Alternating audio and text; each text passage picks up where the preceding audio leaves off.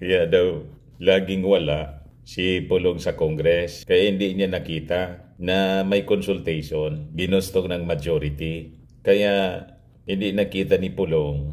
Baka niya busy siya kasi sa paghanap ng 51 billion. Matindi yung job ni yung job mga kababayan ni Sandro Marcos. So natututo na mga kababayan na bumuelta itong si Sandro Marcos. Dati, hindi nagsasalita ito ng ganyan. Pero sumusobra na kasi yung mga Duterte. Bumuelta ngayon ng 51 billion. Busyan niya siya siguro sa kakahanap ng 51 billion.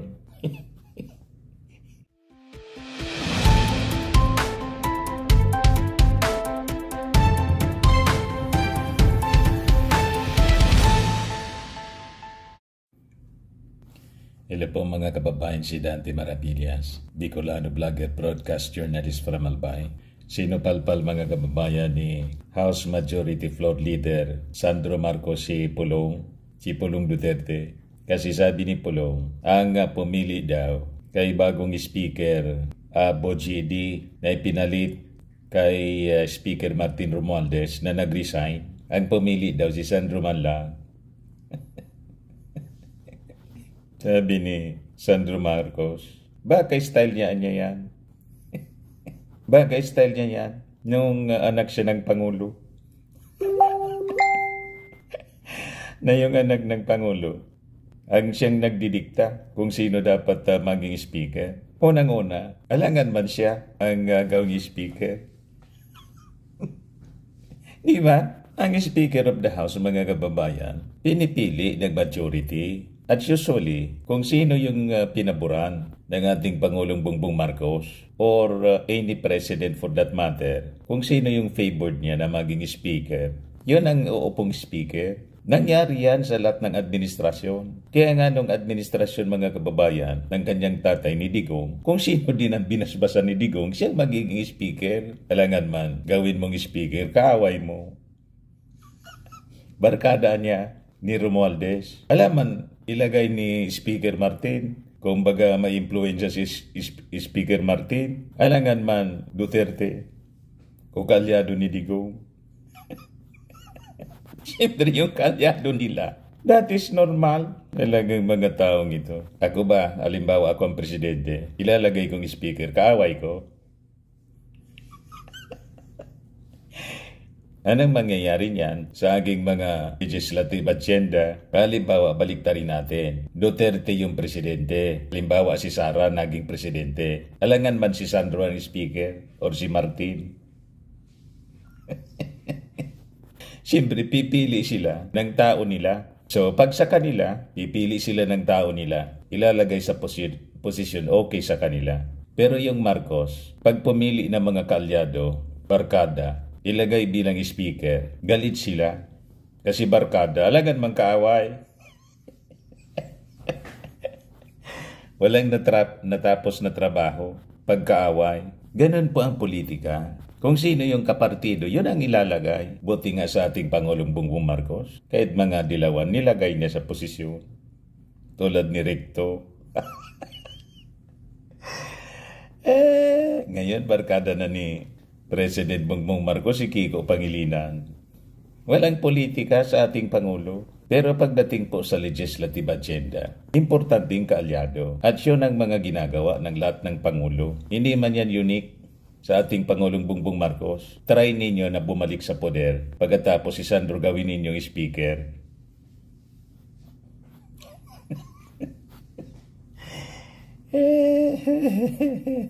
Lagi ninyong minamasama yung aksyon ng ating gobyerno, ng ating Pangulo, ng administrasyon. Buti nga si Martin Romualdez, may delikadesa, may hiya. Sinabit lang, hindi nga directly, na nasabit yung kanyang pangalan, yung ni Diskaya, name dropping lang. Pero nagdalaghiya si Martin, na ang sabi mga kababayan, hindi man pinaresign. Kosa, nagsakripisyo si Martin na mag-resign. So ito yung sabi ni Pulong, Representative Faustino D. Boji D. Daw ang ipapalit. Sino ang pumili? Wala iba kundi si Sandro Marcos. Sabi kanina ni Pulong Duterte, Buenilda ni Sandro, baka style niya nung anak siya ng Pangulo. Tama, style niya kasi. Yung sabi dito sa balita, itinanggi ni House Majority Floor Leader Sandro Marcos ang akusasyon ni Davao City 1st District Representative Paulo Duterte na siya pumili kay Isabela 6th District Representative Butchie D para maging House Speaker. Isa na namang cover-up move, sabi ni Pulong. Palit lang ng mukha pero parehong bulok pa rin ang sistema. Risbak mga kababayan ni Sandro Marcos, I can assure you, we are consultative with all the party leaders.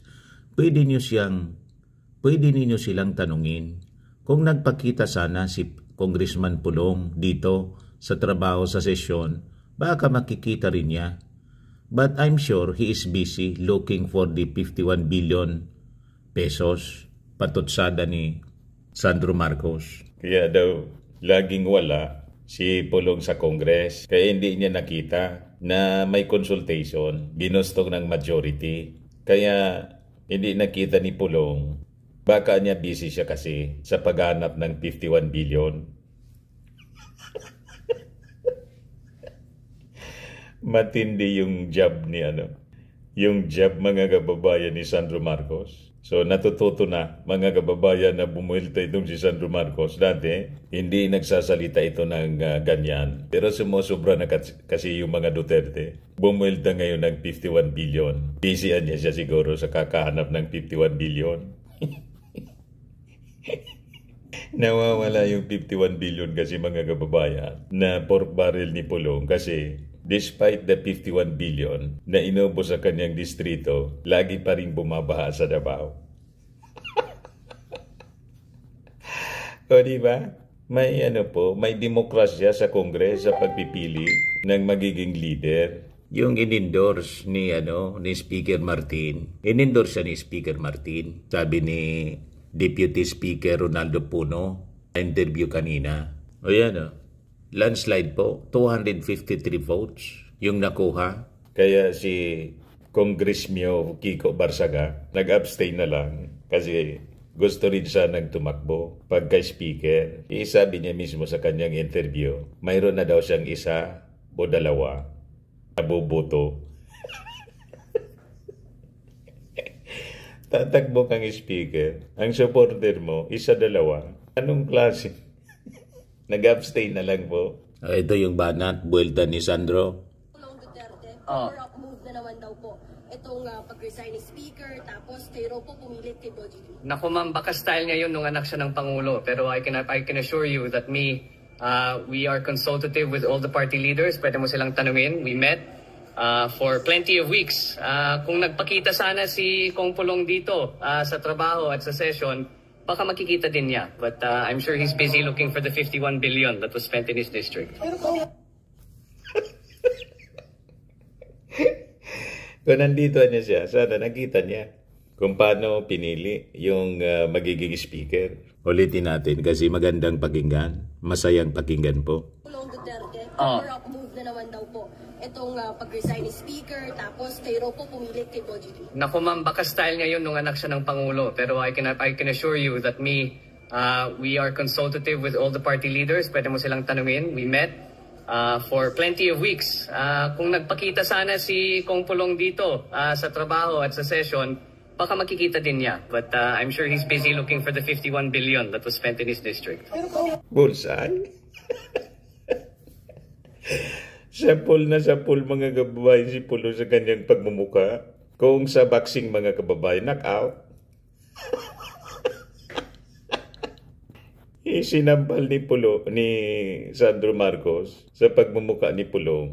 Yung mga gawain niya, pati yung 51 billion na hindi malaman kung saan napunta kasi yung Davao binabaha pa rin.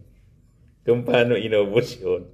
At malamang sa malamang, makakalkal yun ng ICI, Independent Commission. Kasi po, walang sasantuhin ang pag-iimbestiga ng ICI po. At yung i-cover niya for the last 10 years, yun ang iimbestigahan mga kababayan. So, pasok na pasok yung administrasyon ng dating Pangulong Digong. At maging si Martin Romualdez ay hindi po sasantuhin. Walang sasantuhin po. Kaya mabuti na to na nag-resign si Martin Romualdez para wala siyang influensya sa pag-imbestiga.